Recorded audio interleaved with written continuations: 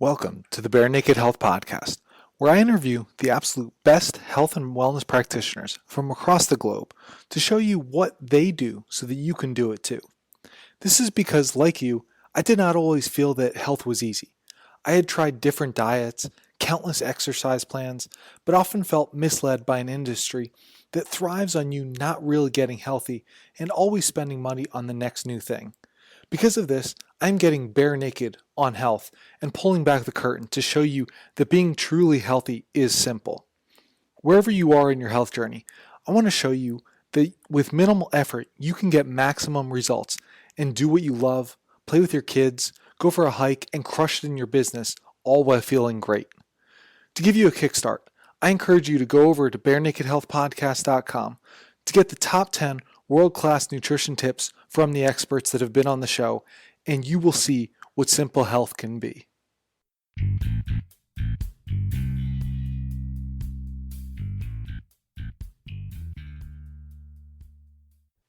Hey guys, I'm your host Nick Horowski, and welcome to the Bare Naked Health Podcast, episode number 69.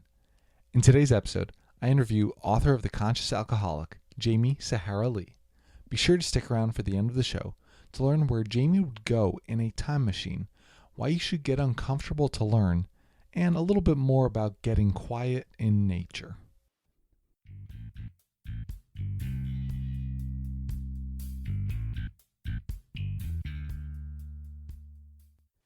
Alrighty guys, on the line today I have Jamie Sahara Lee for another episode of the Bare Naked Health Podcast. Now, Jamie, first question I ask everybody who comes on the show is, tell us about your health journey in 10 sentences or less. Oh, that's a long health story. Dancer and athlete my whole life. Got hit by a car. Found my way into alternative medicine as the modern medicine kind of failed me, and I never looked back. Discovered what diet could do for me, what meditation, what yoga could do, and here I am. What maybe one or two of those things was the most pivotal? What were the ones that, obviously getting hit by a car kind of shifted your life around there, I imagine, but what really shifted everything else going forward then on that health journey, and what have been some of those biggest changes that you've made? I would say I was in a yoga training, and we had an Ayurvedic teacher come in, and she just totally rocked my world. You tell her your whole story, your life story and everything that's happened, and she's analyzing you at that time. And she was like, all right, so I just want to let you know you're not crazy. You're not bipolar. You're not manic depressive. You're kind of allergic to wheat and gluten. And you've got severe adrenal fatigue. So let's avoid these 10 things, and let's add these 10 things in, and let's see what happens.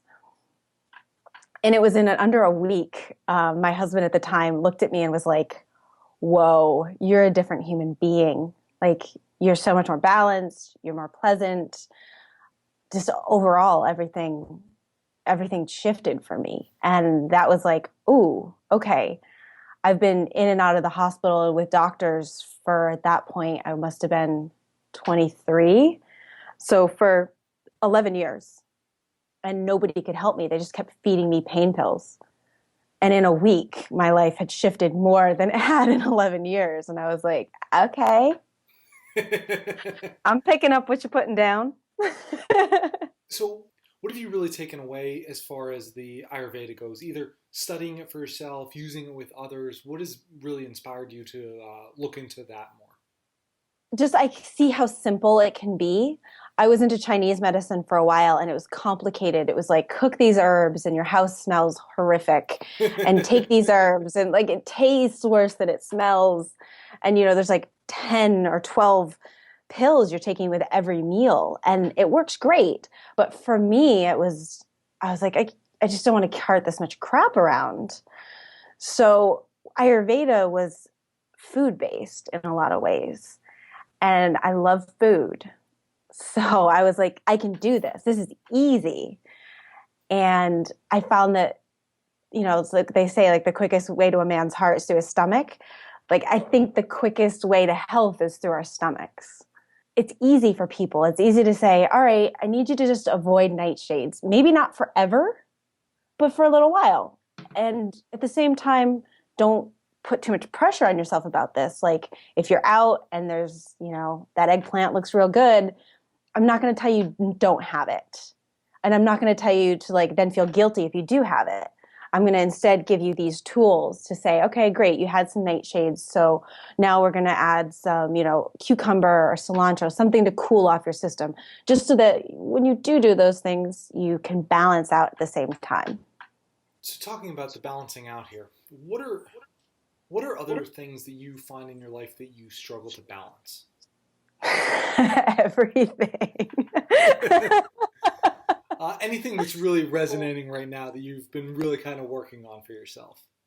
Yeah, I think I'm in the middle of writing this book, so it's like it's beautiful. Like I'm in upstate New York right now, and it's kind of been crappy weather, but it's getting gorgeous. And I find I lock myself in the house, and I'll sit and I'll write, and I'm doing videos at the same time, and I'm working on recipes. And it's like I get in here at 9 or 10 in the morning, and the next thing I know, it's like 8 o'clock at night, and I'm having a hard time getting outside, and yeah, and that affects my sleep. Like I'm not sleeping as well, so I'm working on that right now. It's just trying to remind myself to get outside, and even if it's just like take the dog out, like go lay down in the grass with the dog for 10 minutes. So, Yeah. if you wouldn't mind sharing a little bit more about the book that you're writing, because I'm sure everybody wants to know what this is all about. So it's called The Conscious Alcoholic. Interesting And it is, title. yeah. Well, I think alcohol is something that, it's a thing. We do it. And there's a lot of judgment, I think, in the health world and in, the spiritual world about, well, if you're a true spiritual person, you don't drink and you don't smoke and you don't do any of this stuff. And I think that's a lot of hogwash. There have been Dalai Lamas that were chain smokers. So I just am like, well, people are going to do it. And that goes back to you meet people where they are. And I thought, well, if people are going to do this, how can I make it more balancing for them? Or shall we say, not more balancing, but less unbalancing. So this book was kind of born out of that idea that people are going to do what they're going to do, but what if we just did it a little more consciously? So the book gives a brief overview of Ayurveda. It helps people understand what constitution they might be. I also talk a lot about intention and just understanding where you're at, like how do I feel? So you sit down and you're like, at dinner, well, how do I feel? Okay, well, I'm stressed out, I'm overworked. Well, you could look at that as being, well, there's fire in there because there's too much work going on. But then there's this too much movement happening, there's overwork, there's excess of things. So you can go, well, that's wind. So if I have a lot of fire and wind right now, I don't want to drink something that has more fire and wind. So I don't want to go for rum because rum has a lot of fire. It's sugar, it's fire. And I don't want to go wind, which is going to be like vodka or gin. So I should go for something that's more cooling, maybe a tequila or a whiskey, because those are more grounding. And then I can add things to it to make it more cooling. So my mixer, then I start to think, well, what do I want to add? So that's kind of how that book was born, and thinking, okay, well, how do I feel? And based on that, what do I want to drink? That's an amazing way that I've never even thought about it before. From the standpoint of, I mean, most people, I feel like very rarely do you see somebody that needs more of the fire. Yeah. Especially if they're already going to be drinking, they're probably on that end of hard charge and just going. And the cooling aspect of it, I think, is a beautiful way to look at it. Because Yeah. a lot of times, yeah, people are going to just drink and just get going even more Yeah. rather than that balance. Oh my goodness. And that people always wonder, well, why does this one alcohol make me angry? Why does this one alcohol hit me really high in the head? And the process of making alcohol, distillation process, is in its own way heating and drying. So alcohol, I mean, it has that heady feel to it. So something as simple as like dropping an ice cube in your whiskey or in your tequila or just a splash of water, that's going to disperse that headiness. And I hadn't really thought about the ice and the water situation until this past New Year's, where somebody had some really beautiful bourbon. And I was sitting there drinking bourbon all night, and I drank a really good amount, and I never got drunk. And I was like, what was different? Because normally I'd get like heady, that buzzy, heady feeling. And I was like, oh, you know what? I had an ice cube in my glass all night. I started thinking about that elementally and was like, okay, well, that's just adding water to it. That's going to be more earthy, more grounding to whiskey, which is already, it's the earth element because of the way it's made. So, it's important for people to not just think about how they're feeling, but don't drink crap and do some research to make sure that, you know how your stuff is made. So, like you look at whiskey, you've got whiskey, bourbon, scotch, and then various degrees of all of those. And they're all made similarly, but some have more peat in them and some use more fire and different grains. So educating yourself is going to help balance your body at the same time because you'll know what you're putting in it. If you wouldn't mind giving me a little bit of an education on red wine, because for the most part, liquor, I just can't stand it. Beer, I really just don't like at all. Red wine, though, I enjoy a glass of red wine. Where is that falling on the spectrum? That's very hot and very dry. But then again, I mean, when you look at wine, where is it made? So, like a Napa Valley grape, are we talking, is it in the valley or is it up on a hillside? Is it getting direct sunlight or is it a little more shaded? Look at a French wine. What is the climate there? The soil's a little bit more dense, a little more earthy. It's going to be more of a grounding wine.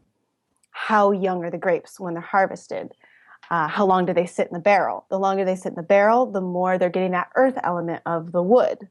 And just understanding that winemaking process. So asking the wine that you like, go to that company and just call them up, customer service. Hey, can you tell me a little bit about how this is made? They'll give you that information. You can sit there and go, where's earth? Where's water? Where's fire? Where's wind? How dry is that climate? And so you can actually choose your wine. I mean, it's all going to be hot and dry, but you can choose a more earthy, mellow wine if what you're looking for is more earth and mellowness in your life. Or if you are a lot of earth element, you can shift that by going towards a younger wine, a drier wine. You can put a little like club soda in your wine, or you could do as the Spanish do and put a little orange soda in your wine and make it a tinto de verano. So there's lots of different ways to shake it up. Sparkling red wine is delicious. Well, no, I appreciate this because this is, I think people overlook the aspect of food necessarily when it comes to drinking alcohol. It's thought of now, it's just an alcoholic beverage of whatever sort. The food element, yeah, I guess people think about it maybe when they think of grapes and wine, but beyond that, like any of the other ones that we discuss, any of the spirits, really, those are just, that's all they are. It's just it's clear, it's brown, it's whatever, and not much of the thought I don't think has gone into it beyond that. So thank you very much for sharing that with us. You're welcome. Do you have, or maybe a favorite recipe, or just favorite drink that you really kind of resonate with? Oh, for me, I'm a bourbon girl, so I love a good old fashioned. Okay. Yeah, and there's a recipe in this book actually, because everything that I'm doing in the book is all natural. Mm-hmm. So all the recipes that are going to be in there, I'm making a bunch of shrubs. I'm using maple syrup as a simple syrup as a sweetener because it doesn't spike fire. So everything's really natural. So there's, infused maple syrups and things like that. So it's like the most amazing old fashioned I've ever had. I really just think that's a beautiful way to think about food where, like you said, this is all oftentimes in the health sphere, just something that's taboo, if you will, Yeah. or hey, maybe you can have a drink, but it should only be like once a year, and other than that, you can't have like no. As you said, people are going to drink, people are going to smoke, but doing it in the most conscious manner possible. Yeah. That's the way to do it. Yeah.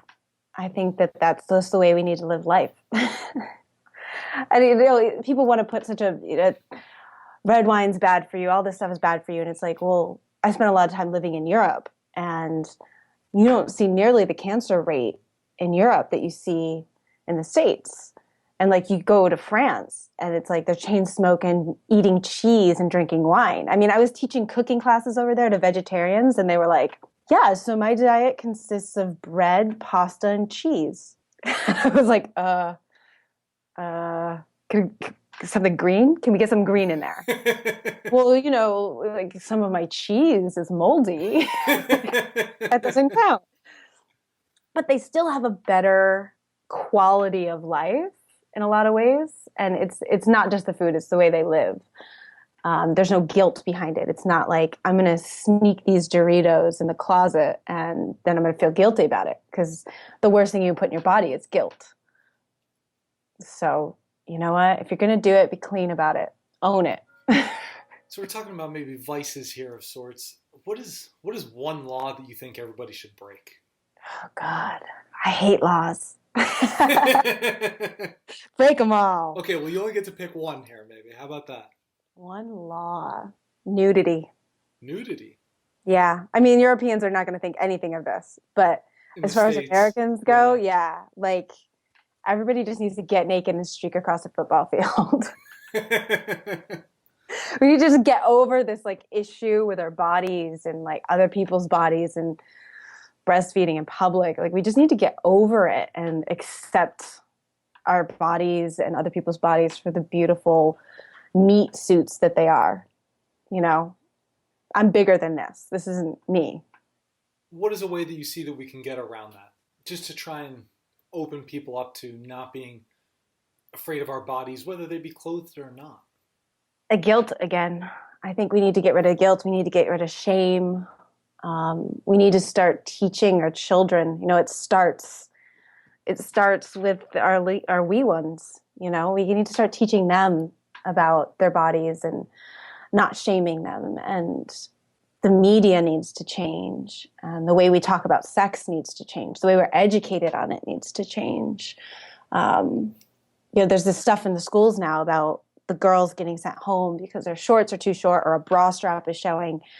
And what is that saying to our girls? And what is that saying to our boys? It's saying that all the burden lies on the women, that as women, we have to, worry about everybody else instead of just us. And I think that's really misleading for people and for children. So if we could shift the way we talk to our kids about body image and sex, I think we could all grow as human beings. So then what's something that you could learn from your 8-year-old self?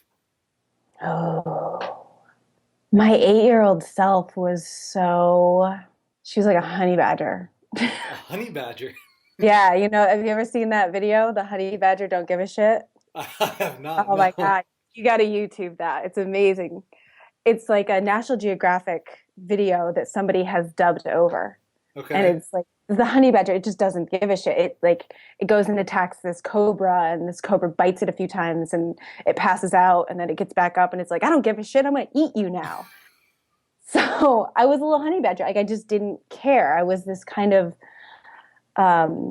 strange child who went out and talked to trees and made decoctions out of berries and leaves, and I got naked in the forest and ran around, and I laid in the forest, and I came home and I didn't tell my parents that obviously what'd you do today? Oh, I went and got naked in the forest. That's not what I told them, but I came home and I had the imprint of poison ivy, a leaf on my stomach. My mom was like, what the hell? So I think I would, if I could talk to my 8-year-old self, I think that's what she'd tell me is stop, throw off those inhibitions, stop worrying about what the world wants and all these things that society has taught you and rules that people have told you have to follow, and just get naked and run around the woods and be with creatures. Yeah, go back to nature. What's your favorite part of nature? That could be either maybe then or now. I think it's just how quiet it is. It's and how quiet I become inside and how everything disappears. It's like this curiosity comes up and I'm just kind of like, ooh, what's that? Ooh, what's that? Ooh, a bird. Oh, a snake. It reminds me that there's something so much bigger than me and how unimportant I am. Like I'm not that cool of a creature. Like there are things out there with like all sorts of legs and that can fly. And here I am on two legs trampsing about in the forest. So then what animal best describes you? That's good. Or plant maybe if that's a better way to go about it. I don't know. I feel like if I had to be an animal, maybe an elephant. I love elephants, and I feel like they're shy, but they're big at the same. Like you can't ignore an elephant. And I'm often told that I'm very outgoing and extroverted, and what it feels like inside me is I'm a super introvert, and I'm kind of like I just want to hang out in the corner and watch people.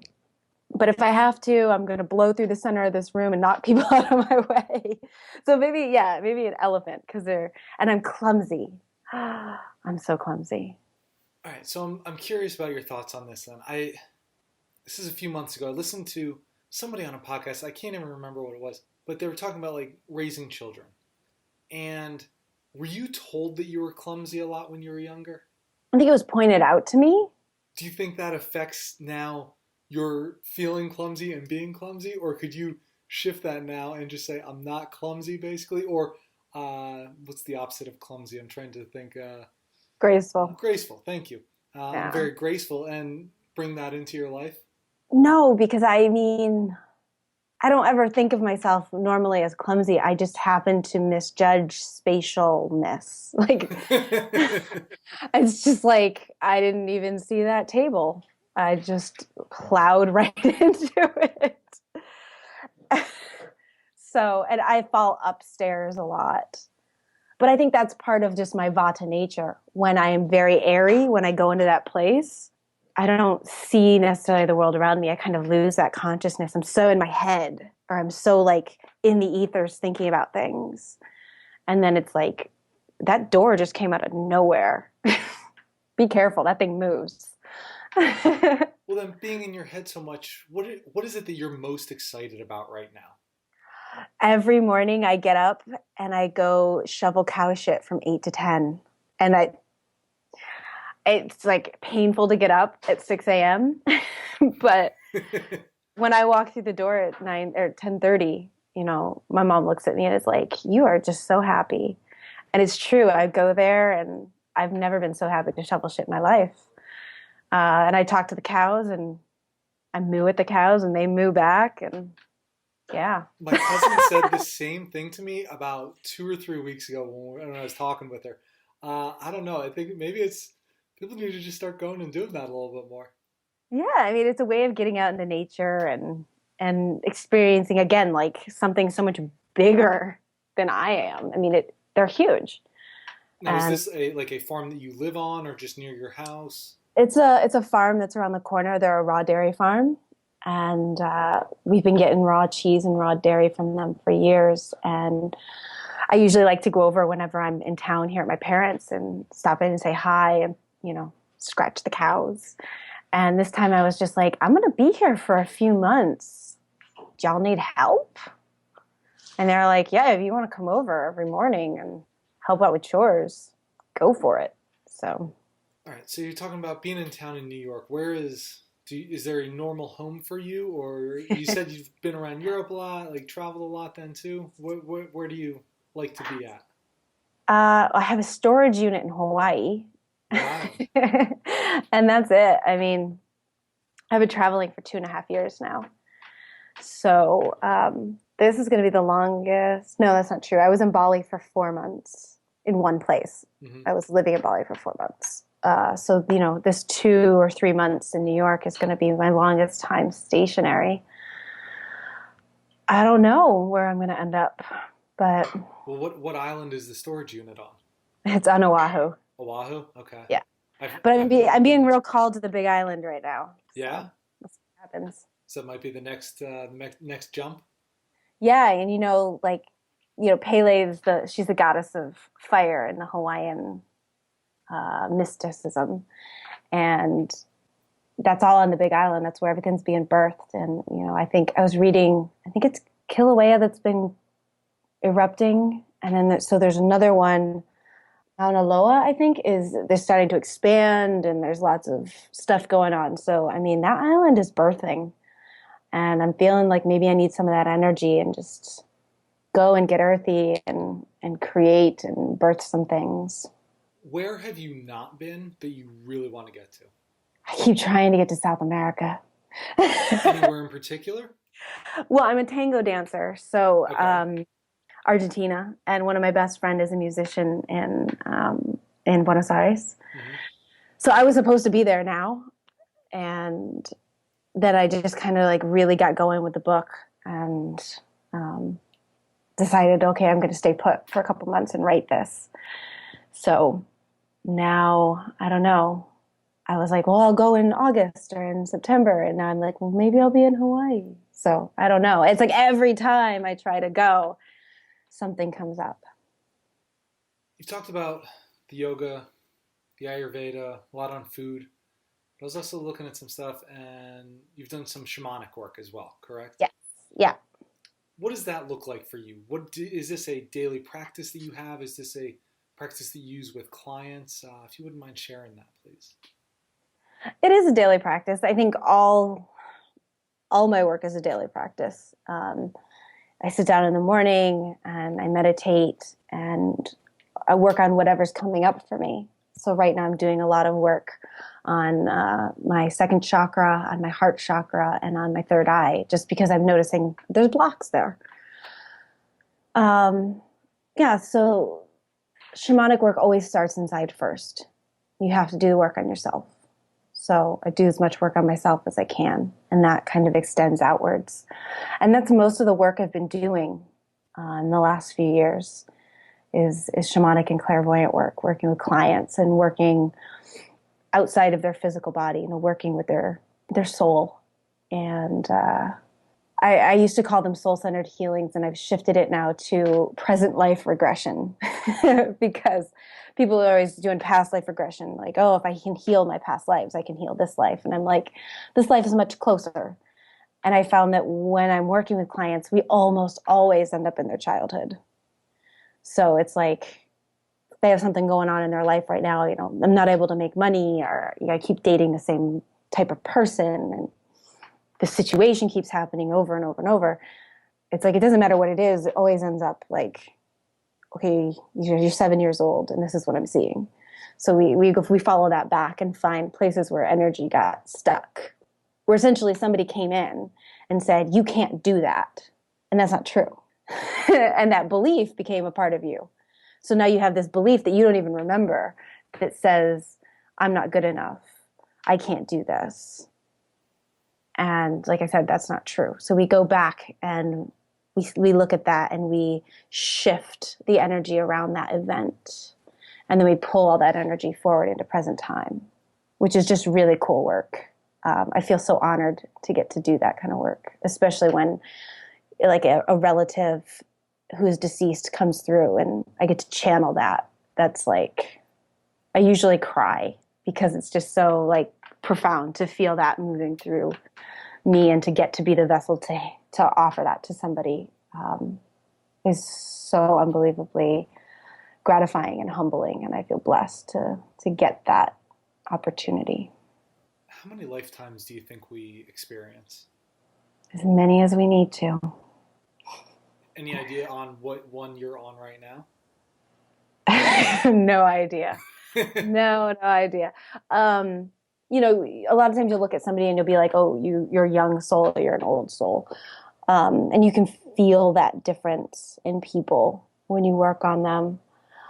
And I've been told I'm an old soul. And I do, definitely when I do go back and I'm doing shamanic work, I'm working with ancestry that's thousands and thousands of years old, and that DNA that kind of comes through. So I've definitely been around for a while, long enough to know better, as my grandmother would say. So then, if you were given a time machine, is there any point in history that you would want to go back to, or a point in the future even? I love swing music and vintage clothing, and I think the women of like the 50s were so gorgeous. Um, I like that time. I'd love to, been in that show Mad Men. But then again, I also love like way back, in ancient Greece and ancient Rome. And the I think I'd want to stay a woman and just go back and experience the way that they were revered as goddesses, and find a little bit of that juiciness that the ladies back then had. I'd like some of the juiciness from a couple thousand years ago, and then I'd like some of the sass and the style of the 50s. Just put them all together. So then maybe we'll turn that into the 2010s, I guess, right? Yeah. There you go. What is the biggest opposition that you find to health when you're working with people, whether that could be food, shamanic work, in Ayurveda, whatever that might be? People don't want to do it. They want to talk about doing it.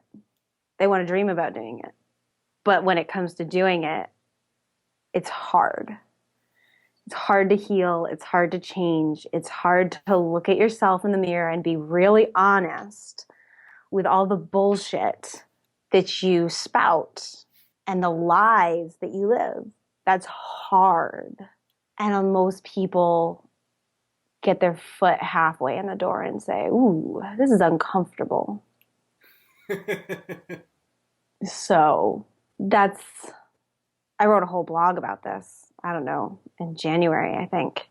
And people are just scared, and it's hard. And I don't blame them. That scene in The Matrix where the guy is talking to the agent, and he's like eating the steak, and he's like, I don't want to remember anything. I know that this is not real. I know that this steak doesn't taste like steak, but I want to go back to believing it. And I think that's something that I've definitely wished multiple times in my life, because once you start this work, it's really hard to stop it. Once you've pulled back the veil and you see the wizard, then you're like, oh, snap. It's hard to go back, but it's really hard to move forward at the same time. It's hard to see your own demons. It's much easier when, they were hidden. Are there any demons, or do you have any demons right now that you're trying to conquer, or trying to take on with your foot in the door there, but trying to still go through? Absolutely. It's a never-ending process. That's the thing. Like, there's no goal line. You just keep doing this forever. It's a process. Yeah, I'm actually working right now with one of my deepest wounds. And it's a matter of like every day just noticing when it comes up, because it wants to run the life. It wants to run the show, and it will if I let it. So it's a matter of like when that such a deep wound comes up and terror comes up, and this is something that comes from past lives, but it also comes so much from this life. The willingness to not hide, and the willingness to say, no, that's not what I want anymore. I don't want to live that life. I don't want to dumb it down. I don't want to be numb. And that's the challenge, is that when you're not numb anymore, you feel everything. So you feel those really heavy, deep, painful canyons that you fall into, but you also feel these like huge high mountains. Life just gets more dynamic. But people that don't understand that will look, especially because I blog about a lot of this stuff. And I get emails from people that are like, are you okay? Like, do you need help? And I'm like, what? Didn't you only read the part of that blog where I talked about, being in so much pain or experiencing so much sorrow. You didn't see when the full picture came forward and the beautiful flower that came out of that. Like, things have to die for things to be born. If none of us died, this would be a very crowded planet. You know, the flowers die at the end of the year, and they create that mulch that is going to feed the next year's flowers. And that's not comfortable. So I think like I said, I'm dealing with one of my deepest things right now, and that's a daily practice. So yeah. Talking about writing the blog as well, I saw that you just recently started a YouTube channel as well. Yeah. What are you going to be sharing on there with everybody? I'm going to be doing some little cooking classes. I'm going to be doing some guided meditations, some self-care. I'm going to be doing some drink recipes. It's summertime. So, and the book's coming up. So I'm going to be talking about that stuff and how to make shrubs that can go in alcohol. But so I was out to dinner with a friend the other night who's pregnant, and I was getting ready to start a cleanse. And I was like, I don't want to drink. I don't want to drink in front of you because, you know, I know you want a glass of wine. You can't have it. And I saw on the menu that they had shrubs. They had a raspberry shrub. And I was like, ooh. So I ordered that, and I've never had a shrub outside of with a cocktail. So it's delicious. So essentially what a shrub is you take vinegar, you heat it up, and you put it in a canning jar over the top of fruit of your choice. And you let that sit from anywhere from 2 days to 4 months. And then you take that fruit out. The fruit will actually turn white. You take it out, and then you put usually like a simple syrup in it, but I use maple syrup. And you've got your acid and you've got your sweet together. And you put a little soda water in that. Oh my God. It was delicious. So I'm going to be teaching shrubs, and yeah, it's something that's taken a long time to get going. Actually, our friend Chris, he suggested it about the food, because he was like, he stayed with me in Bali, and he was like, you're always cooking, or you're talking about food, or you're eating food and talking about food, and I'm moving so much that I can't teach a lot of workshops anymore. And I've had a lot of my students and clients, you know, ask for yoga classes or ask for guided meditations. So I was like, well, I'll throw that in there. And it's really cool. It was like a world I hadn't even considered, because I've always done things so much face-to-face. But now we've got this wonderful and painful at times internet. It's, you know, it can be amazing to help connect us and educate us. And at the same time, it's a great addiction. It is certainly one of the double-edged swords of the times, and it's always going to be something. Currently, yeah, it's the internet, but who knows what it's going to be next? I mean, virtual reality is right at our fingertips. That terrifies me. Well, but here you go. Now, talking about teaching cooking classes and having trouble doing that, maybe if you're not within 20 miles of somebody, hey, it doesn't really matter if you're teaching a virtual reality cooking class. Yeah. I think I would rather just do a video of it and have people join in and be, you know, get their hands on the herbs. For me, like, that's something that scares me about virtual reality is you miss the touch, the sensation of touch and experiencing that. Your brain gets really tricked, and they can do lots of things, you know, with the sense of smell. But that sensation, the sense of touch, is something that I think we need more of in this world in general. What book are you reading right now? I just finished Elizabeth Gilbert's Big Magic. And the other book I just started, I'm one chapter in, is this one. It's the Anastasia series. It's written by a Russian guy. And this is number 4. It's called Co-Creation. And it's about this mystic recluse in Siberia. And she chooses this kind of Russian businessman who's very unconscious and very closed off and doesn't believe in anything except money and alcohol and women. And she kind of like kidnaps him for a little bit. And but then he keeps coming back, because she has so much to share, and she's able to channel information from all over the world. She's never been to school. She's never left her little glade in Siberia, but she's so connected into the earth and into the universe that she can just pull information from everywhere. And it's a true story, they say.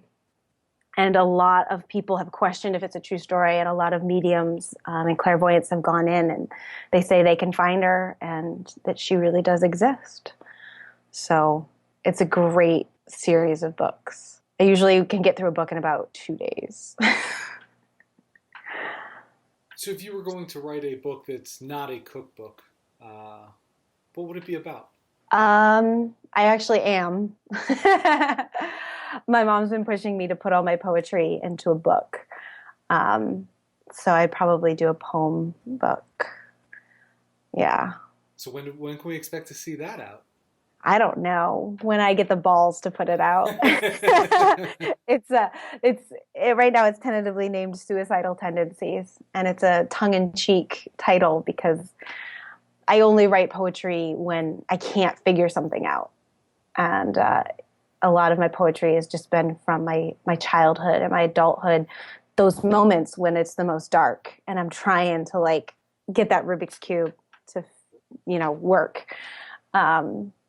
So a lot of it is, it's like a dark comedy in that way of there's a lot of pain and there's a lot of sorrow here, but there's so much light just by looking at that pain and sorrow. So, yeah. If I had to write a fiction book, it would probably be like a tragic comedy, because I think that's what life is. It's a beautiful, beautiful mistake. Why do you say it's a mistake? Because it's just a line of like kind of haphazard things strung together in life. It's a choose your own adventure book, really. You're like, all right, I got this choice to make. I either go left or I go right. And like, you change your life depending on if you go left or right. And that's so awesome. I guess mistake in the way that we use the term now might not be the best thing, because then you look at it like it's wrong. And I don't look at it like it's wrong. But there's been a lot of times where I look back and I'm like, it'd be real interesting to see what would have happened if I had chosen the other direction. So, yeah. What story does your family love to tell about you? What story does my family love to tell about me?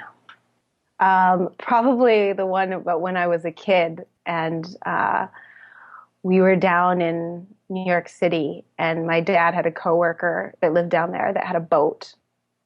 We went out on the Hudson, around the George Washington Bridge, and we were going to do some deep sea fishing. And I was really concerned about sharks. And I was like, there's no sharks, right? And they were like, no, there's no sharks. So I'm like fishing, and I caught a shark. And I dropped the pole in the water, and the guy on the boat was grabbing the pole, and I was so terrified. But all I remember of this is going back and see they were trying to like free this shark. I mean, it was a baby shark. It wasn't, I didn't have jaws on the end of the line. But I remember going back and seeing the shark, and he had been flailing, and he had hit himself in the eye, and his eye was bleeding. And that's the only memory I have of it, is seeing that shark and being like, oh my God, somebody help that shark. I'm not going to do it because I'm terrified of it. But yeah, just this memory of the shark and this feeling of like, oh my God, poor baby shark. If you won't bite me, I'll hug you and kiss your eye and make it all better. I guess that's one of the dangers of fishing in the ocean. You always might get a shark coming out at you. Yeah. Jamie, what is your one non-negotiable health habit? Smoking cigarettes. Any reason? I just find it gross. I don't like the smell. It gives me a headache. I've always said I won't date anybody that smokes. It just, ugh. When you say a cigarette, do you mean a commercial cigarette or any type of tobacco then? Any type of tobacco. I mean, really anything in general. Smoking, it doesn't smell good. It doesn't taste good. Yeah. So I guess you don't like, with talking about all this food, any smoked foods of any sort? No, I love smokiness. Okay. Um, and I burn sage and I go to pujas, and it's something about it being ingested by people, that smell that comes off of them, um, the breath, everything. It's just like, oof. What is a puja, by the way? So it's a Hindu ritual where you're offering things to the gods and asking for blessings in return, essentially. So it's a conversation with God. What was the And most it recent smells one? amazing. Oh, okay. So what are they burning then? They burn ghee, clarified butter. Really? Yep. Well, that's kind of the fire, the oil that they use. There's a lot of ghee that's burned, and it has a nice sweet smell to it. But then there's tons of flowers and offerings that are also burned at the same time. I mean, I love ghee. That's why I was curious when you said that's the kind of the thing that's going to be burning there. Yeah. I just made ghee last night. That's actually going to be my first video on the YouTube channel. How to Perfect. make ghee. And what's the name? What's the name of the channel, just so everybody knows? Holistic Mojo. Holistic Mojo. There we go. I'll make sure to get a link in the show notes for everybody, but you can go check that out there then too. So, being into yoga, doing a lot of things like that, just in the past, what does your current movement practice look like? It's not as much as I would like right now. 2, 3, 4 years ago, I was an aerial dancer and I had an accident. So I have some spinal damage I'm still working with right now. And it comes and goes. So sometimes my yoga practice is nice and regular. Now it's not quite as regular, but every night before I go to bed, I sit down and I do at least 20 or 30 minutes of yin yoga, just real gentle, soft, long held poses just to open everything up. Especially because I'm sitting writing, and that puts a lot of pressure on my spine and my sacrum, and my body's been not very happy. Well, it's funny. Anybody that I talk to that's written a book, especially in like the health movement type of thing, they all say it's the most unhealthy thing you could do for yourself too. It's incredible, right? Yeah. I usually sit on a therapy ball. Like I've got one of the big balls I sit Yeah. on because I bounce and roll and stretch out. But I just shifted to that earlier this week because the chair was killing me. Uh, yeah. And like I said, I'm trying to get outside. Like I set an alarm. I get outside to, just go hang out with the dog or take a walk, which can be really hard to do, especially when your brain's like focused. So I'm curious your thoughts. I've taken one or two yoga classes. I've watched some videos and stuff like that, but because you brought up the yin yoga, anytime I've ever done a class, like I feel like I'm almost finally settling into it, and they're like, okay, time to move on. Like, what is that about? Do you really have insight on that? It's like always this. I feel very rushed, but I want to just relax, fall into a stretch, a pose, a posture, whatever it might be. I find that yoga, and I wish I could remember the name of the book where they talk about this. Essentially, that yoga traditionally is not what we get in the West. That Iyengar and Pattabhi Jois essentially found a niche and started selling gymnastics to Westerners. And that's kind of what we've gotten out of modern day yoga. And I think that we've essentially taken a moving meditation and made it a workout. And that's something that I saw so much teaching yoga over the years. More actually, and ironically, in yoga studios than in gyms. I would get students that would complain after class and be like, it wasn't a hard enough class. Like we didn't do crunches, and I didn't sweat hard enough. And I was like, that really wasn't the point. Whereas the gym classes people were just so happy to be there and to have that moment of quieting down. So I can't do Ashtanga and more intense classes like that. It's not for me. It takes me out of balance really fast. And there is Ayurvedic yoga out there. It doesn't go over very well because most people are type A and they want their hard classes. which just does nothing but increase their fire, increase their wind. When I teach a yang class as well as a yin class. My yang class, though, we're going to sit in that pose for a minute or more. And I'm going to talk about all the different ways that you can shift and adjust your body. I'm a very audio teacher, so I don't show things unless I have to. I go around and verbalize everything, verbal adjustments. I do hands-on adjustments. And I've had students that if I was subbing a class or if they were new to my class, actually get up and leave. And nothing satisfied me more when almost all the time they'd come back. And after that second class would come up to me and be like, I just want to apologize. I left your class on the first day because I didn't think it was a workout, but I couldn't sit the next day because I was so sore.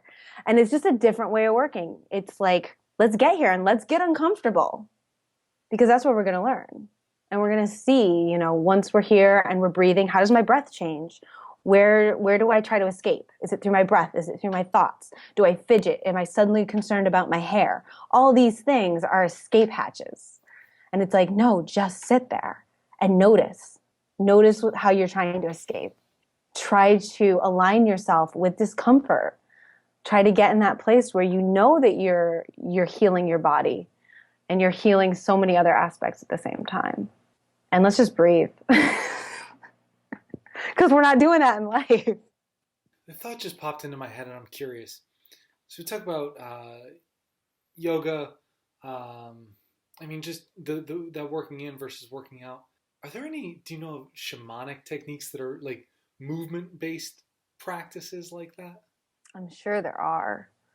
I think that's what yoga is. It's Indian shamanism. Just like when you look at... when I think of shamanism, I automatically go back to Siberia, and I think that's kind of what's in my head. So I should have clarified that even too. But I think even that, there are a lot of physical practices. There's traditional dance. You look at, like American Indian. Yeah. And there's so much ceremony and dance around that. You go to Africa. Shamanism doesn't just come out of Siberia. There's, so many different types of shamanism. You go to South America, there's a whole dance set there. Africa's got its whole dance set. So I think there's movement in honestly, I think movement in general is shamanism moving through people. You go to ecstatic dance and it's just like a room full of crazy people, but they're feeling it. Like, they got the Holy Spirit in them. They're moving and they're shaking. And I really think that whenever you can tap into, or however you need to tap into it, is a moving shamanism. Some people dance. Some people run. That's absolutely shamanism and movement. I think walking in nature, chopping wood. I guess that's my Western thought of, okay, it has to have structure to it in order for it to be whatever. But there's like how many different forms of dance? Yeah. The funny thing is that shamanism has no structure. Right. And that's like people come in and they're like, what can I expect in a session with you? And I'm like, we'll find out. Damn if I know. Like, I have so much stuff on my website because people need that. They need me to tell them all the possible outcomes. But really, I don't have any idea what's going to happen until I get in a session with somebody. It's like, I don't run that session when I'm working on somebody. They run it. Their higher self runs it because I can't see anything that they're not ready to show me. It's the same thing when I'm doing Ayurveda and I get on someone's pulse to read it. I'm not going to be allowed to read anything that they're not ready to show me. So I don't know what's going to happen. It's like I want to look at a client and be like, what's going to happen? I don't know. You tell me. I'm just here to facilitate a conversation with you and yourself. That's all I'm here to do. I'm translating. So Jamie, in closing, a couple last questions here. One of the last things I always ask people is, who would you want to hear on this podcast? And what would you either want to ask them or hear them talk about? I think I would love to hear some Native medicine people. Native American or Native Hawaiian. Do you know, or do you know of any that come to mind for you? No, I don't. There is actually a woman that I'm reading her. I'm reading it throughout this year. Every full moon I read it, and every moon for my body I read it. And her name is Jamie Sims, and I can get you the name of the book. It's down at the other end of the house. But Yeah, I'll make sure I'll put that in the show notes so everybody could check that out then too. yeah, she's essentially writing about the 13 grandmothers in Native American um, medicine, and they're gatekeepers. And I just think we need more of that tossed out into the world at this point. More getting connected with Earth and learning to listen to the ground around us. I lived in San Francisco for 8 years, and I would go down to Big Sur, to Esalen, and there was an Esalen tribe that originally lived there, and they say that tribe, the people could touch the earth and tell you where the closest deer was. And I know that we have the ability to do that.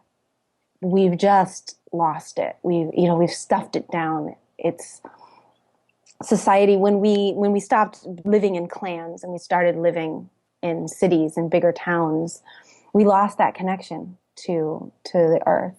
And then we decided to make it a witch hunt to, the people that were still practicing that, because it was weird and it was awkward. And it was scary because we didn't know it anymore.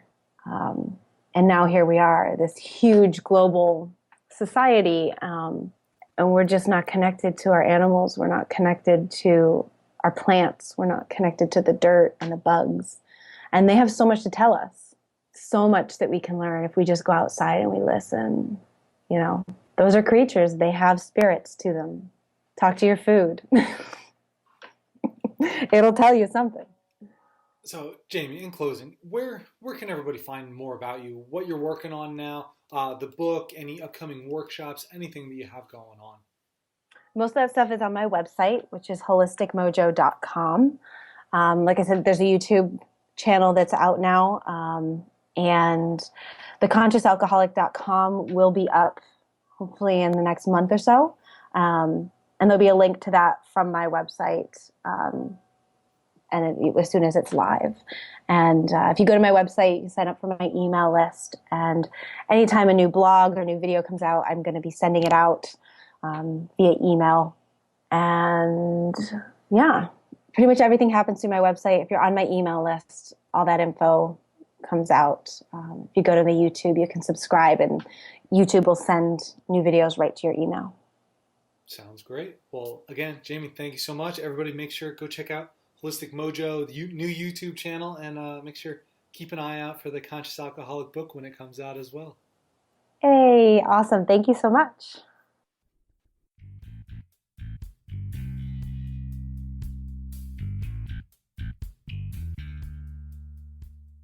Thanks for listening.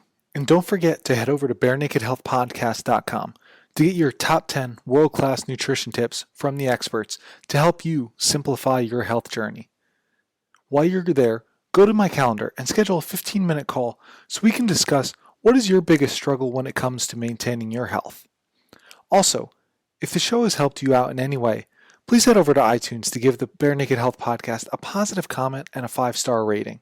This really goes a long way in getting the word out with how simple health can be and helping to share the podcast with others.